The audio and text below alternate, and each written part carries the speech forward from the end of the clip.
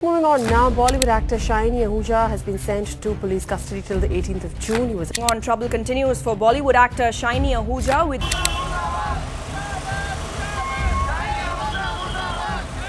Hello दोस्तों, आज हम बात करेंगे एक ऐसे एक्टर की जिसने बॉलीवुड में एंट्री मारते ही क्रिटिक्स और ऑडियंस के होश उड़ा दिए। इस एक्टर ने अपनी पहली फिल्म में नेशनल अवार्ड जीता। महेश भट्ट जैसे बड़े फिल्म मेकर ने कहा he is the next big thing, लेकिन फिर कुछ ही सालों में वो सुपरस्टार इंडस्ट्री से गायब हो गया। ना कोई इंटरव्यू, ना ही फिल्म, ना कोई अपडेट। जी हाँ, हम बात कर रहे हैं शाइनी आहूजा की। आखिर ऐसा क्या हुआ कि एक टैलेंटेड स्टार जिसके पास ढेर सारी तारीफें और शानदार रोल्स थे, वो अचानक से स्क्रीन से मिसिंग हो गया। क्या थी वो वजह जिसने इनकी लाइफ को पूरी तरह से बदल दिया? क्या सचमुच शाइनी का करियर उसे एक इंसिडेंट की वजह से तबाह हो गया, जिसके बारे में आज हम चर्चा करेंगे, या इस कहानी में कुछ और परतें छुपी हुई हैं? चलो डीप डाइव करते हैं और जानते हैं शाइनी आहूजा की पूरी कहानी। एक ऐसा टैलेंट जो सुपरस्टार बन सकता था, लेकिन वक्त और हालात ने उसे गुमनामी की गलियों में धकेल दिया। शाइनी आहूजा का जन्म 15 मई 1973 को दिल्ली में हुआ है। इनके पिता इंडियन आर्मी में थे, इसलिए शाइनी की परवरिश एक डिसिप्लिन और स्ट्रिक्ट माहौल में हुई है। इन्होंने अपनी पढ़ाई दिल्ली के सेंट जेवियर स्कूल से की और फिर हंसराज कॉलेज, दिल्ली यूनिवर्सिटी से ग्रेजुएशन किया। कॉलेज के दिनों में शाइनी आहूजा का इंटरेस्ट थिएटर और परफॉर्मिंग आर्ट्स में जागा और यहीं से उनकी एक्टिंग जर्नी शुरू हुई। शाइनी आहूजा ने Barry John acting school join किया, जहां शाहरुख खान जैसे एक्टर्स भी ट्रेन हो चुके थे। इसके अलावा इन्होंने national school of drama NSD में भी कई थिएटर वर्कशॉप में हिस्सा लिया और थिएटर एक्शन ग्रुप TAG नाम की थिएटर ग्रुप से भी जुड़े और यहीं पे इनकी मुलाकात बैरी जॉन से हुई थी।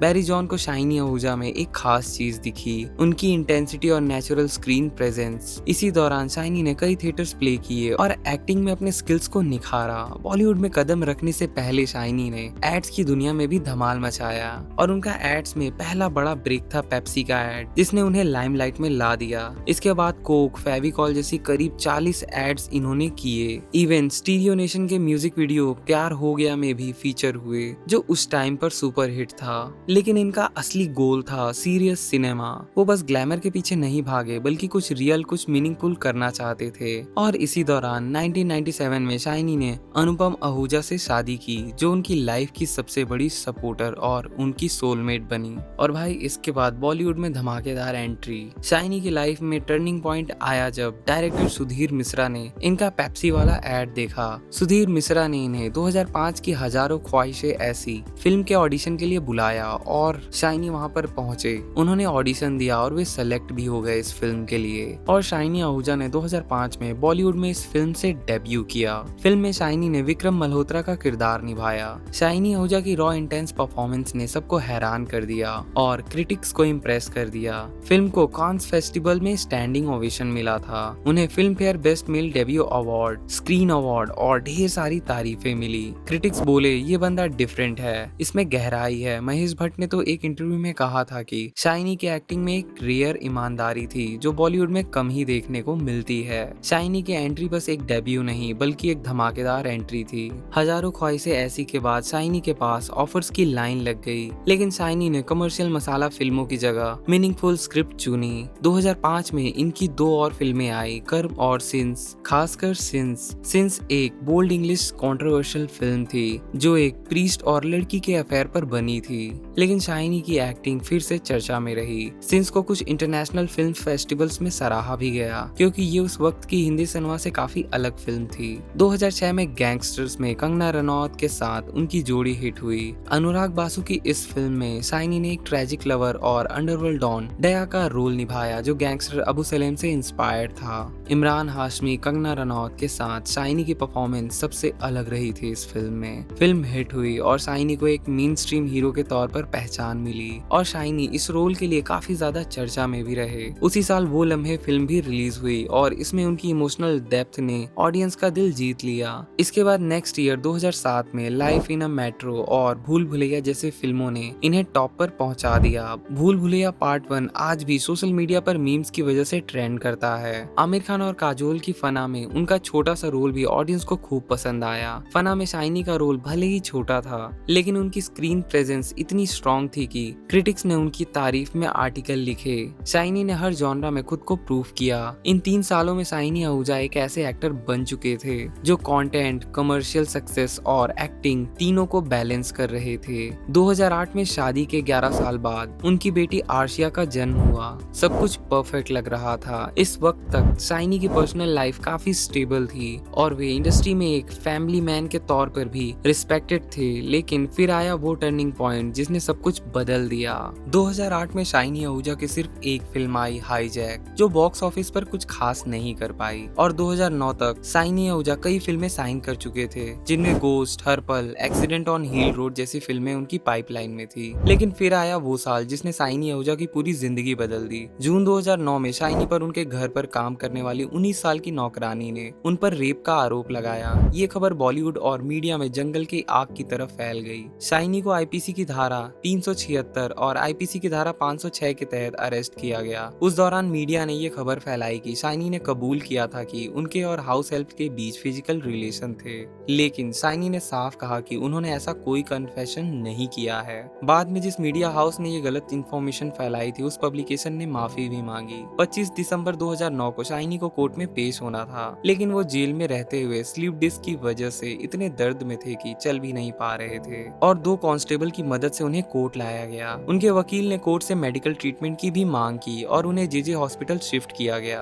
और इस सब के चलते शाइनी काफी ज्यादा डिप्रेशन में भी चले गए थे उस टाइम पर। मगर इस पूरे इंसिडेंट के दौरान शाइनी की वाइफ अनुपम उनके साथ पूरी मजबूती से खड़ी रही। उन्होंने मीडिया में कई इंटरव्यूज दिए, जिनमें इन सभी इंसिडेंट में मीडिया ने दावा किया था कि पड़ोसियों ने चीखें भी सुनी है। इस पर उनकी वाइफ अनुपम ने मीडिया के सामने बताया कि पड़ोसियों द्वारा चीखें सुनने की खबरें झूठी हैं। उन्होंने मीडिया के सामने पड़ोसियों को भी पेश किया। इसके बाद जब ट्रायल चला, मामला और भी ज्यादा उलझ गया। जब 2010 में शाइनी के वकील ने शाइनी के घर पर काम करने वाली नौकरानी से कोर्ट में क्रॉस क्वेश्चनिंग की, तो उसने कहा कि उसने ये सब उस महिला के कहने पर किया था जिसने उसे शाइनी आहूजा के हाउस में नौकरानी की नौकरी दिलाई थी और उस पर प्रेशर डाला गया था शाइनी आहूजा के खिलाफ केस फाइल करने के लिए। साथ ही ये भी बताया गया कि जिस वक्त घटना बताई गई उस दौरान वो हाउस हेल्प किसी और से फोन पर बात कर रही थी, लेकिन कोर्ट को लगा कि लड़की पर अब प्रेशर डाला जा रहा है और कोर्ट ने शाइनी आहूजा को दोषी ठहराया। शाइनी आहूजा को 2009 में अरेस्ट किया गया था और उन्हें आर्थर रोड जेल में करीब 5 महीने बिताए थे। 30 मार्च 2011 को उन्हें 7 साल की सजा सुनाई गई। बाद में शाइनी ने बॉम्बे हाई कोर्ट में अपील की, ये कहते हुए कि जब हाउस हेल्प ने आरोप वापस ले लिया तो सजा क्यों। मीडिया रिपोर्ट्स में पॉजिटिव डीएनए, ब्लड और स्क्रैच मार्क्स की बात की गई थी, लेकिन उनकी पत्नी ने दावा किया कि डीएनए टेस्ट रिपोर्ट में 6 में से 5 नेगेटिव थे और सिर्फ 1 पॉजिटिव था,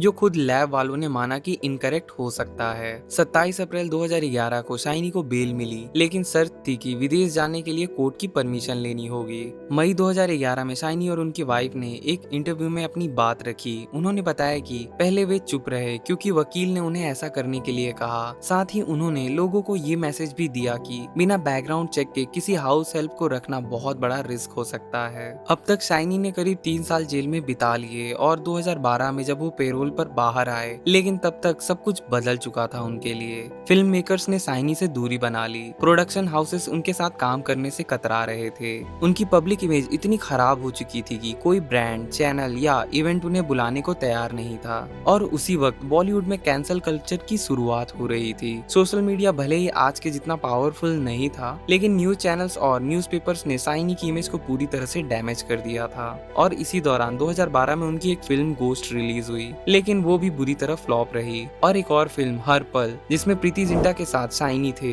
कभी रिलीज ही नहीं हो पाई। ऑफर्स आना बंद हो गए। शाइनी आहूजा जो कभी बॉलीवुड का नेक्स्ट बिग थिंग माने जा रहे थे, अब वो सिर्फ एक टॉक्सिक नाम बनकर रह चुके थे। और अब 2025 चल रहा है। शाइनी आहूजा की अपील बॉम्बे हाई कोर्ट में अब भी पेंडिंग है। उन्हें अब भी ना तो पूरी तरह क्लीन चिट मिली है और ना ही इंडस्ट्री में उन्हें दोबारा वो जगह, और उनकी इमेज को जो नुकसान हुआ वो शायद कभी ठीक ना होगा। वैसे 2015 में जब उनकी जमानत हो चुकी थी, शाइनी आहूजा ने एक बार फिर से कमबैक करने की कोशिश की थी। उन्होंने अनीस बाजमी की फिल्म वेलकम बैक में एक छोटे से कॉमिक रोल में नजर आए, लेकिन फिल्म में उनका रोल इतना छोटा और अनइम्पैक्टफुल था कि ज्यादा ऑडियंस ने नोटिस भी नहीं किया। कुछ क्रिटिक्स ने उनके कमबैक की तारीफ की, लेकिन ऑडियंस का रिएक्शन ठंडा रहा क्योंकि क्योंकि स्कैंडल की छाया अभी भी उन पर थी।